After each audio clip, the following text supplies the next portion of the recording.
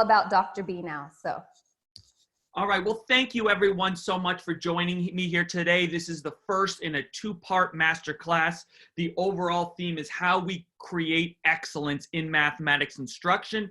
Today's class, we're going to focus on why we learn mathematics. What is the reason behind it? And we're going to be touching upon that question that we hear students so often say, when am I ever going to use this?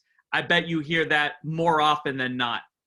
And so what I would like to begin by doing as we get started is a quick mindfulness activity so we can just try to get into the moment and be able to absorb as much as we can in our next hour together. And I know there's so many distractions going on personally and professionally, and you're probably at home right now and you're saying to yourselves, boy, I kind of wish I was back in school. And for those of you that are not going to school right now, so let's do a quick mindfulness activity. Take a few deep breaths so we can really focus in on the moment.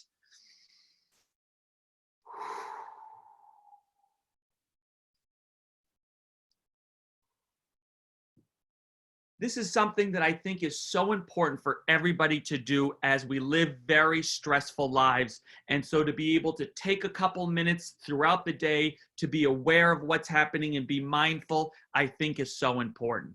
So let me begin by telling you a little bit about myself.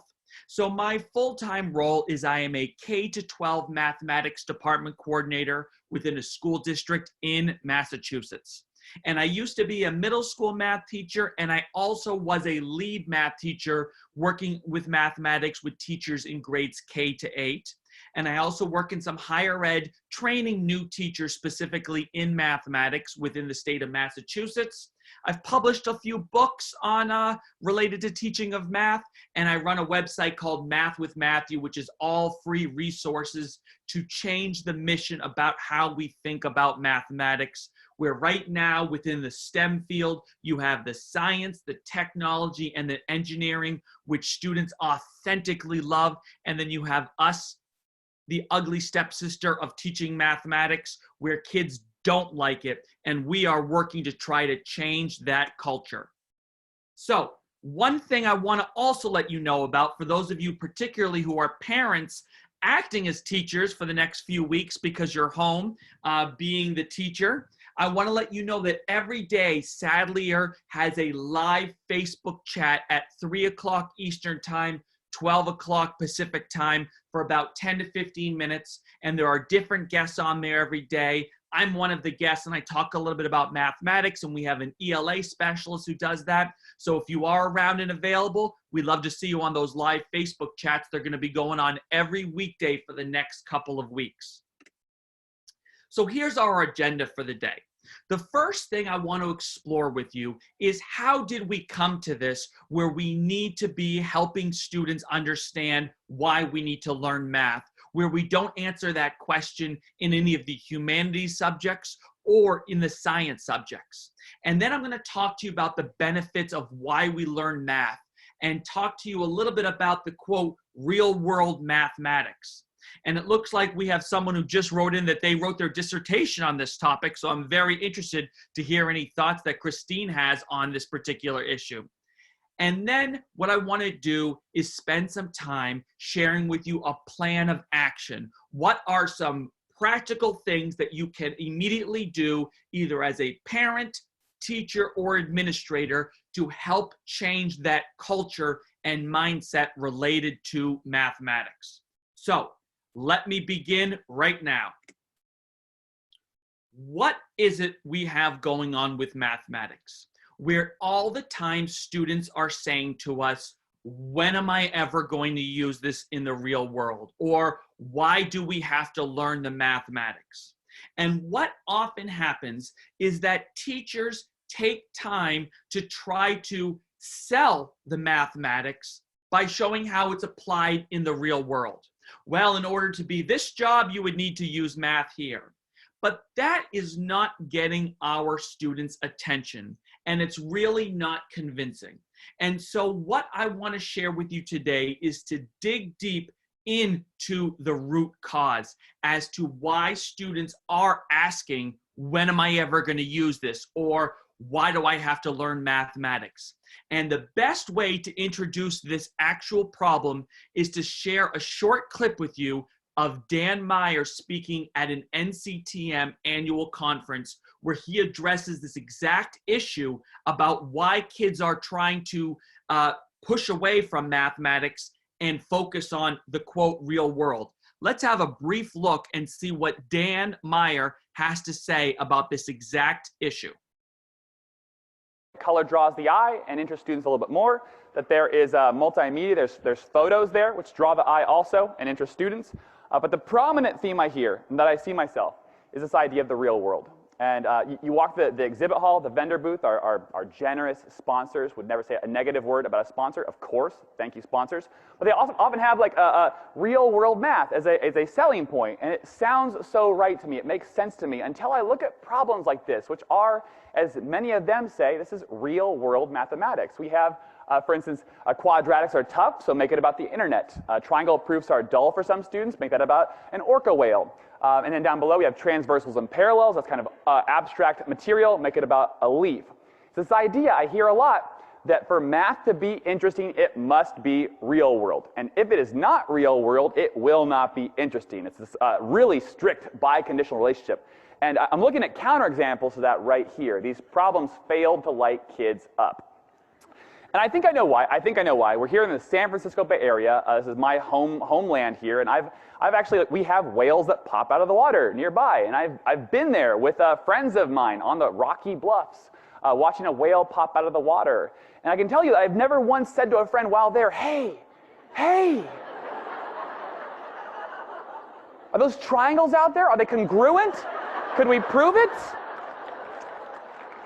And so, and this is serious, this is real. Like if I, as the most enthusiastic mathematical member of my social crowd, if I would never draw that connection, what does it do to students when we impose that connection on that poor whale?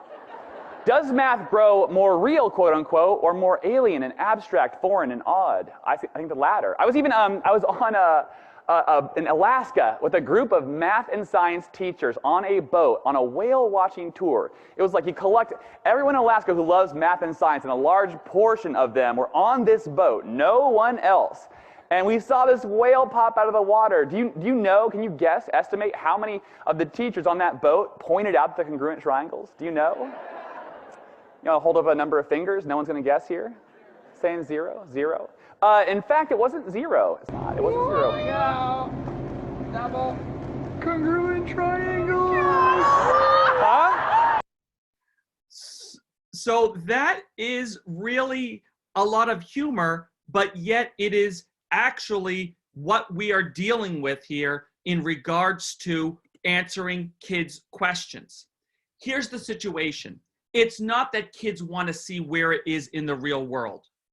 That's not the issue. The issue is they're bored in the way that we present it and teach it. It's not as though they want to see the real world comparison, because you know what? When they're in a history class and they're learning about the Civil War, we don't hear them say, when am I ever going to use this? Or if they're in a literature class reading William Shakespeare, they don't say, when am I ever going to apply William Shakespeare to the real world? But it does happen in mathematics. And we try to say, well, if we can tie it to the real world, as Dan Meyer so eloquently and humorously said, it creates an issue. That's not the problem. Joe Bowler, as I know many of you know, esteemed author and Stanford professor, and really the developer of growth mindset with Carol Dweck, she talks about how there's two versions of math, two versions of mathematics.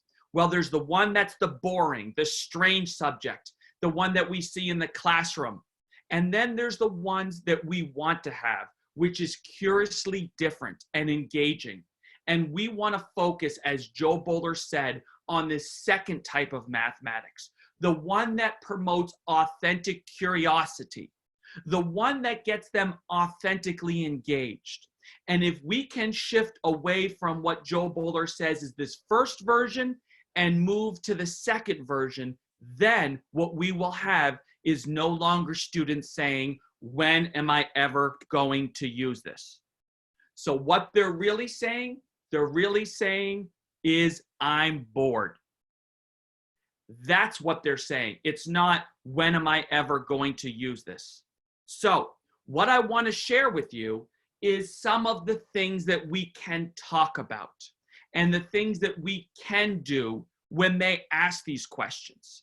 It's not about what job you'll be able to do 20 years from now or 30 years from now.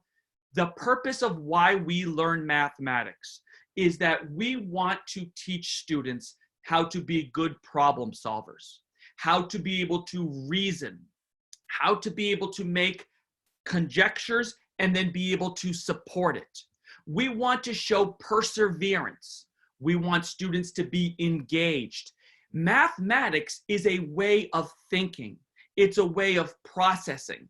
And even though when we learn algebra or we learn how to multiply fractions, we can't immediately apply it to the real world, it can help us be better thinkers and problem solvers. This is exactly what we need to be focusing on and doing. For those of us that really want to go back to the practical real world application, yes, there are ways to handle that. And I want to spend a moment and share with you a little bit about the quote, real world perspective, if that's something that you want to address. But I believe that the main core issue here that we are dealing with is the lack of authentic engagement. That is the real issue. But let's just take a moment and see about how math is in the real world and how we can answer that question for students. Just so much that it has to offer in terms of being useful, and then beyond that, it's just really beautiful. You know, why not do something useful and beautiful? You can make a lot of difference in this world if you study math, because it gives you the basis to do all kinds of new things, to make all kinds of discoveries, and make an impact in your life, in the life of your family and friends, and to those many other people you've always wanted to help. In 8 years, your whole life is going to change. And the important thing in 8 years is what doors are open for your career. When you're done with your degree, you've got your pick of jobs. Lots of companies want math majors, and you can choose where you want to go, who you want to work for.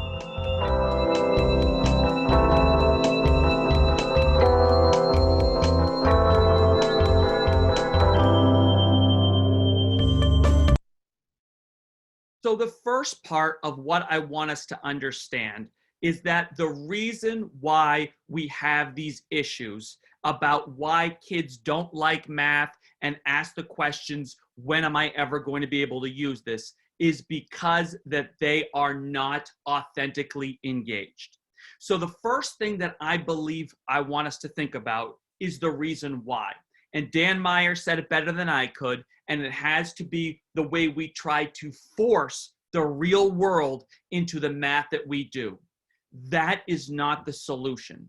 The solution is what I want to present to you now in the next part of this masterclass as to what things we can do as parents, as teachers, or as administrators so that we can share with kids why we learn math and they can see the beauty in mathematics that maybe they currently don't see.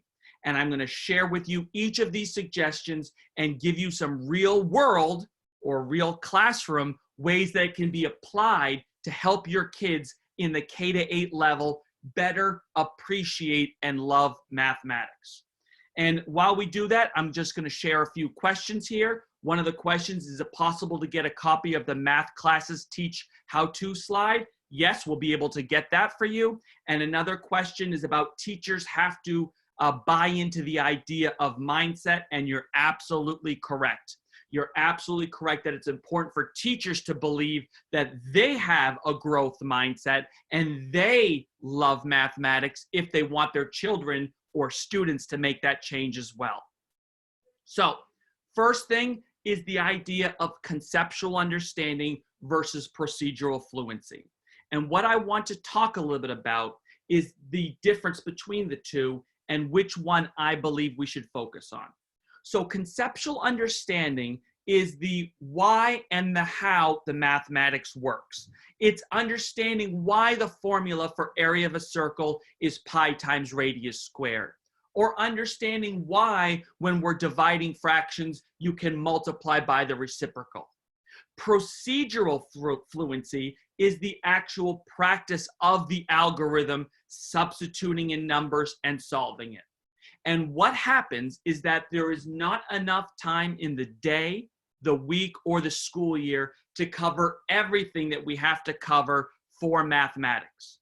So sometimes we have to make a choice.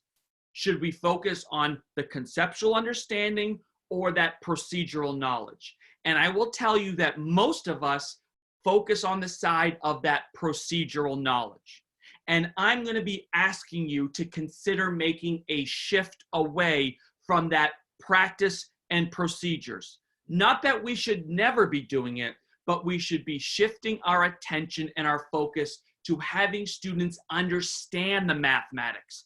I would rather have a student of mine understand why that formula of a circle is pi times radius squared, as compared to if you give them the radius of 4, they can plug it into the formula and find the area. And then you give them the radius is 6, they plug it in and can find the area. We have computers and calculators and phones that can do all of this. We don't want our children, our students, to become computers. We want them to be better thinkers. And by teaching them the understanding of the math is how we can do it. And Betty says, don't force the real world into math. That may be the problem why we have some students are bored. That's absolutely correct. And thank you, Donna, for saying that you really enjoy this slide. And Mark says the transfer of knowledge is the key to true understanding, hence conceptual knowledge. You are 100% correct. Very nice. So this is what I mean by procedural fluency or procedural knowledge. Here's the assignment. I'm going to model it for you. So in this particular case, this is like a upper middle school factoring worksheet. So I'm going to do it for you. And now you're going to sit at your desk and you're going to do it 30 times as practice. Over and over again, I'm going to train you like a robot. And then, do you know what's going to happen after? What the homework is going to be? What do you think the homework is going to be after I give this classwork? Any ideas? Exactly. Donna, Pamela, Paula, Terry, Brenda. Yes, you are all correct. This is going to be the homework. I want you to do it another 30 times. You're exactly right. And what I believe is that this does not help any of our students. Let me explain. You have certain students that can't do it. They don't understand the math. They can't get it the first time. They can't get it the second time. They can't get problem number 3. Why do we have to make them do it 30 times when they don't know how to do it? And then you have the other end of the spectrum. The other end of the spectrum is those students that understand and can do it correctly. They solve it a couple of times. We know they know how to do it. Why are we punishing them, making them do it 30 times or 50 times, the same thing over and over again? What we are doing with those students that understand how to do it is we are making them hate mathematics, because we're saying, I'm going to do everything in my power to bore you. You like math? Great. Now I'm going to make you do this 50 times, even though you might only need to do it 5 times. So I am very much a proponent of conceptual understanding, and I'm a proponent of limiting how much homework we give, if at all. But the days of having 50 questions of the exact same thing for homework, research and practical nature shares that it does not help any of our students. The second suggestion is the idea of play. Children naturally love to play. Children naturally love to explore. But in our mathematics life, as teachers and parents, we do not try to perform a lot of situations that allow students to just play and explore. And that's something that is causing our students to say things like, I hate math, or why do I have to learn mathematics? Let me give you a few examples of things that you can do in the elementary level just to promote the idea of play. First of all, play can lead to learning. Many times it's a misconception that if kids are playing, it means that they're not on topic, they're not on task. That is not true at all. Playing is part of learning. And there are many mathematical ideas at all levels that can be played with, that can be explored. Let's take a look at this particular pattern and let's just talk about it. Let's rearrange it without me giving you precise directions of what you should do. I believe that we should just focus on letting them explore and play. That thinking is messy. It is not something that has to always be perfectly structured. And many times we as teachers, myself included, like to have that structure. But the lack of structure is sometimes a good thing. For example, let me show you these two different number charts here. One of them, listed from 1 to 49, is written in a traditional way. And this is the way that we generally would see a hundreds chart. But let me show you the second one.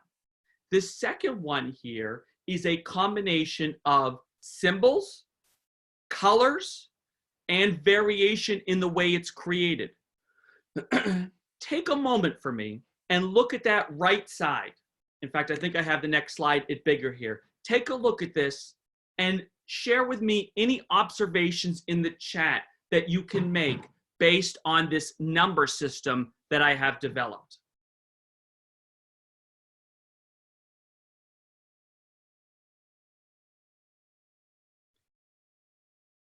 Stephanie says the numbers are in order. They go from left to right. It's colorful. Oh, there's groups. Oh, there's an observation about 3 and 9. That's interesting. Jessica says it makes you want to explore. Absolutely.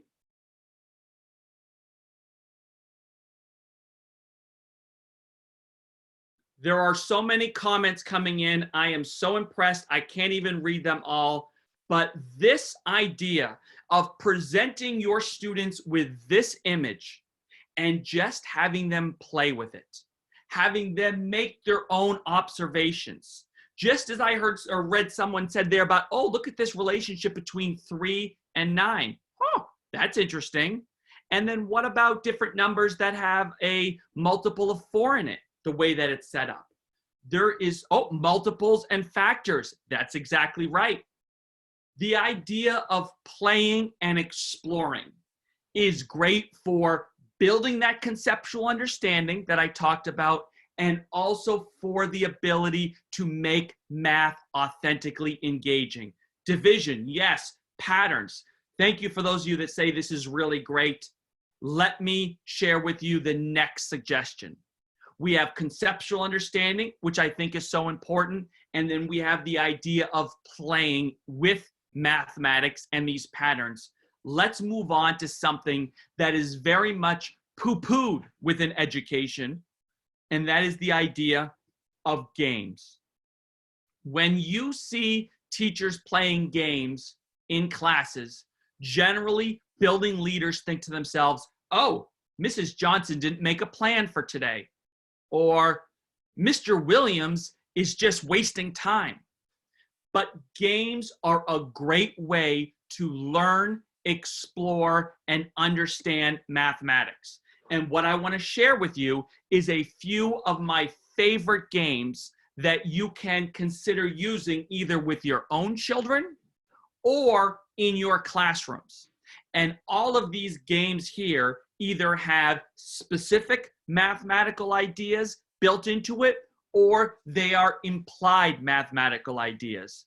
And I previously did a master class with Sadlier that maybe Cam's going to drop the link for, that goes through all of these games here and explains how to play them and how it's built so well with mathematics. So I'm not going to go through them here today during this particular master class, but I will tell you that these games here I have played with my own children numerous times, and within the school district that I work at, we use these games here as part of learning, both to build conceptual understanding and problem solving. Some of the games are old school, like Mastermind, and some of them are brand new, like Prime Climb and Albert's Insomnia. Oh, and someone mentioned the game of 24. That is another very good game that is fun and is based pure on mathematics. Tiny Polka Dots, yes. Any games for high school? At this point, I'm really, I have some other resources and you can email for high school. This is really focusing kind of on the K-8 spectrum, but there are some good suggestions that I can have for you at the high school level. Next, what I want to talk about is the idea of authentic student interest. And this is what Dan Meyer was talking about, and this is what is truly the problem, is that we try to force it. We try to force the idea of why kids should be enthralled with a particular thing within a curriculum. Instead, what we want to do is look, explore in an authentic manner. This image here, which comes from one of the games I just showed you called Prime Climb, is also an image that I think is so powerful in a very similar one to that I shared before in the idea of play. I'm going to give you 2 minutes, and I want you to look at this set of 20 numbers set up by Dan Finkel, the great Dan Finkel, and I want to see if you can make any observations about the different numbers on this chart.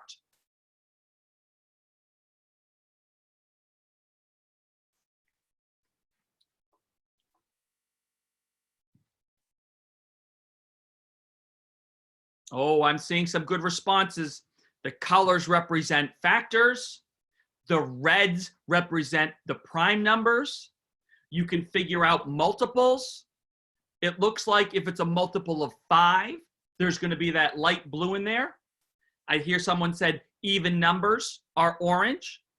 If it's a multiple of 3, or it has a factor of 3, it's going to be green. So compare this thinking and this exploration of what you are doing right now compared to how we might traditionally see a row of 10 or a row of 20. You, as the adults, as the teachers, as the leaders, are immediately authentically interested in trying to look around to see what you observe. What do you notice? What do you wonder about? That's a great activity. We're not going to be going into that today, but by just giving students information and not having formalized rules or directions as to what exactly they need to do, they will open up their mind, their creativity, and they will want to go through and explore this. I will tell you that I have shared this particular image in classrooms with grades 1 up to 6. And every time that I have done this, the response has been unbelievable. The response says, wow, students love doing this. And I really don't tell them a lot, but they're learning about prime and composite numbers. They're learning about multiples and factoring. They're learning about patterns. And they're all doing it because they want to, not because you're telling them they have to, or because it might lower their grade. So these numbers come from the game called Prime Climb. So if you look, his name is Dan Finkel, Prime Climb. And if you take a look, you Google it, you'll see that image. And also I can provide you for that image as well. Now, the numbers 2, 3, 5, 7 are also prime numbers. And the reason those are not red is because they're color coded to understand some of the bigger numbers. And you can actually get a chart of this here that goes up to the number 100 or 101, and it is quite amazing. Again, there's a website listed there in the credits, and the author's name is Dan Finkel. And I will tell you, I have never had a negative experience using this. Oh, another nice observation. There are no lines when it's a prime number. Excellent. Here's another thing. This is a relatively new thing that has come out within math education, and this is called which one doesn't belong. This is really the idea of no firm directions. It has a low barrier of entry, but a high ceiling. And what I would like to ask you to do is look at these 4 numbers and type for me in the chat which one doesn't belong and why it doesn't belong. Take 2 minutes and try to type that in the chat. Which one doesn't belong and why?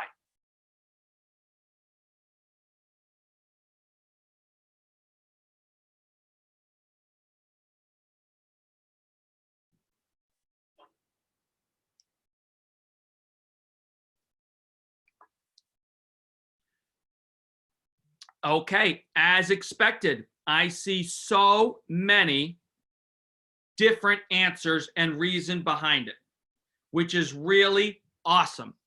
The great thing about this is that there is no one answer. Again, this is called Which One Doesn't Belong, and there's a free website that has hundreds of these available that you can use as a starter, an opening activity, or a way to introduce a particular lesson. And I will tell you from my own experience with my 3 children that I'm the teacher for now at home, as well as students in my school district, they love doing this. Every child can come up with at least one number that doesn't belong and be able to support it with a reason. Now, maybe your higher achieving students can come up with 3 or all 4 numbers as to why they don't belong and the reasoning behind that. As I said, a low barrier of entry, but a high ceiling for conceptual understanding. And all I'm doing is just saying, observe it and come up with your own ideas, not these strict directions about you got to do this and then you got to do this. Again, it's called Which One Doesn't Belong. That's the name of the website that has these, and they are all free. So just to go through some of the answers here, there's more than one answer, which is a beautiful thing. 9 is the only one that's a single digit. Well, 43 is a prime number. That's the only one that's prime. The other ones are all squares. Oh, what about the sum of the digits? 4 plus 3 is 7. 6 plus 1 is 7. 2 plus 5 is 7. Well, 9 doesn't fit in because the sum of the digits is not 7. Well, what about the fact that 2 and 5 is the only one in which all the digits are prime? That's interesting. There's many different ways to explore and look at this here. And again, I am getting you engaged. I'm not getting you engaged because I'm telling you you have to. I'm not getting you engaged because I'm telling you that's my objective for the class period. Oh, 16 is the only even number. You're absolutely correct. I am getting you engaged because of the way I'm presenting it. It is done in a very authentic manner. Okay, so we talked about the conceptual understanding. We talked about the ideas of play. We've talked about and shared a few different games that I think can get kids authentically interested. And then we just looked at some of these ideas here, that prime climb, and then that last thing that we saw there, which one doesn't belong. Another thing that you can do as a parent, teacher, building leader is to promote the ideas of growth mindset. And I have previously done an entire 2-part masterclass on growth mindset that Cam can share the link for you because it's previously been recorded. But I want to just take a couple of minutes and share with you a few brief ideas about mindset to change the possible atmosphere in your classroom so that students become learners for life. So for those of you that aren't aware, a fixed mindset, students believe they're either a math person or they're not a math person. I'm good at math or I'm not good at math. With a growth mindset, when you make a mistake, you acknowledge it's part of learning and it's okay. Mistakes are part of learning. However, with a fixed mindset, when you make a mistake, it makes you want to just shut down and give up. Well, we want to promote the growth mindset. So students accept challenges. Even if it takes them a little bit longer, we have to let them know that we believe in them and that with hard work and perseverance, you can be successful. And if there's only one thing that I want you to think about in regards to the growth mindset that you can do as a parent or as a teacher, is change the way you praise children. Many times, myself included, I would praise my own children based on their success or their ability. I would say, sweetie, you're doing such a good job. You got 100 on that test. Or you're so smart. Or, oh, you're just as good as your daddy is in math. And what I have done is promoted a fixed mindset, because they believe that it's inside of them that they're a math person. So that eventually when they struggle, and all kids will struggle, they won't know how to deal with it. So instead of praising their ability or success, start praising their effort. Oh, I'm so glad you worked for 10 minutes on this before asking for help. Oh, I'm so glad you did your homework every day this week. Oh, I'm so glad you checked your answers before you turned in that quiz. That one small change for your kids or your students can make a huge impact. Next is passion. As you can probably tell, based on being in this master class here with me for the first 40 minutes, I am a very passionate educator. I am someone who loves mathematics and loves teaching.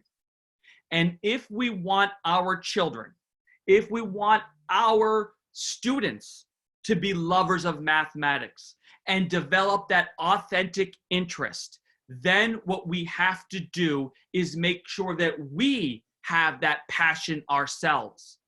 Because here's the situation, and I'm going to be honest with you. Most elementary teachers did not become elementary teachers to teach math. Most elementary teachers have a literacy background. In fact, nearly 3/4 of all elementary teachers have a literacy background. So when they teach mathematics, many times they don't have any enthusiasm or interest. So if the teacher, the role model, the leader is not excited about learning math, why the heck would 9-year-old Matthew or 7-year-old Susie at all be interested? We have to be excited about what we teach, even if it's not always authentic. As the teacher, you have to show passion. And the same thing goes with parents. Parents, the worst thing you can do is have your child come home and they ask you for help and you say either, oh, well, I don't know how to do that, or I can't do that math, or God forbid, I hate math.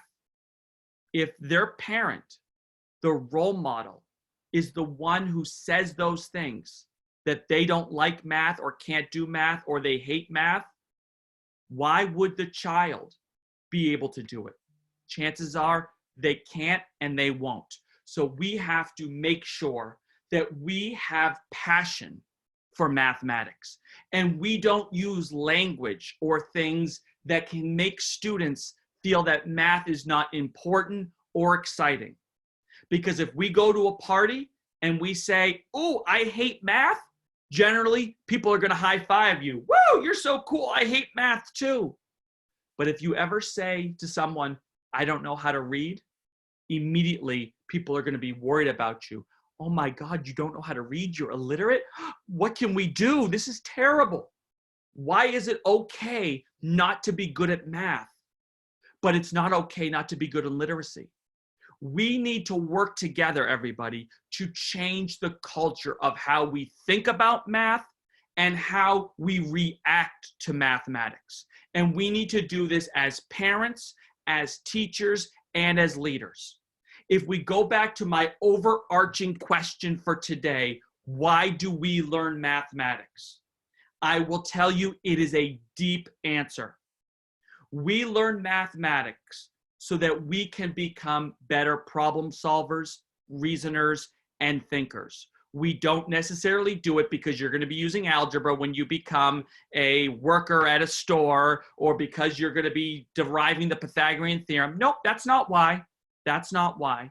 We're doing it to teach you life skills. And we as teachers need to make a shift in our curriculum our instruction, and the way we think about mathematics. And we have to show our passion for mathematics so our students become interested in the mathematics like they do with the science and the technology and the engineering. So back to our agenda for the day. I hope you know, how did it come to this? It came to this based upon what we have done with our curriculum and our instruction with teaching mathematics. We've made it boring. We've made it monotonous. We've made it repetitive. That has to change. What are the benefits for math? It's a life-changing experience to see the beauty and joy in mathematics. If you want to tie it to the real world, find ways to really tie it to the real world, not the examples that Dan Meyer gave that, oh my gosh, look at that whale. It has congruent triangles on its tail. No, that's not going to get kids interested. What we have to do is use my plan of action, my suggestions for play, for games, for conceptual understanding, for authentic interest, growth mindset. If you focus on those ideas, I promise you, both the research that others have conducted and I have conducted, it will change the behaviors and attitudes of the students. The good news for all of you is that although we're wrapping up in this master class today, part 2 is coming tomorrow. So your registration for today will also be good for tomorrow. And tomorrow's class is examining what makes a good lesson in mathematics, both from the perspective of students, what students are doing, and the perspective of teachers. I'm going to be going through more strategies of things that we can do, and we're going to be analyzing together what some lessons look like based on what I think is strong mathematical teaching to promote growth mindset and authentic interest. And a reminder also, we have those daily Sadlier chats on Facebook, 3 p.m. Eastern Time, noon Pacific Time. I was on the chat today. I'm going to be on the chat again tomorrow. I hope you join me for that, as well as the master classes. So with our last few minutes here together, what I would like to do is just share a couple of possible resources. If you are a believer in the idea of play in mathematics, there is a fabulous book written by 2 of my friends, Sunil Singh and Chris Brownell, called Math Recess. It is a great resource, K-12. And also, I've written a couple different books. One of them is a possible resource, is called Adding Parents to the Equation, Helping Understand Your Child's Elementary Math Class, because parents so often try to teach the math the way they learned it, which is undoing the great things that you're doing in your K-6 or K-8 math classroom. So those would be 2 resources for you to look at. And I want to let you know that I appreciate you taking your time out of this crazy life that we have in here today to be on this master class with me. I want to continue the conversation with you on the Facebook page, K-8 Math through Sadlier, as well as our conversation on Facebook Live tomorrow, and the continuation of this master class. I love reading all of your comments. I want to communicate with all of you. And remember, we are all in this together to change the mindset of mathematics for parents, for teachers, for students, for the entire world, because math is really beautiful and I love it. Thank you so much for joining me today. Matthew, I want to just thank you. Your energy it's just so vibrant. And I know that people can feel it just reaching across that webcam into the Zoom space at them. And so thank you for always just being a joy and having just a wonderful energy to you. I want to also follow up with what you said and let people know that tomorrow's class will be accessed by clicking on that exact same Zoom link. I've dropped it again here in the chat for all of you. So tomorrow, if you click on that at 4 p.m. Eastern Time, 1 Pacific, you'll be able to join class 2. The recording for today is going to be sent out to everyone. We will be sending it out via email tomorrow morning, Or if you are a member of the K8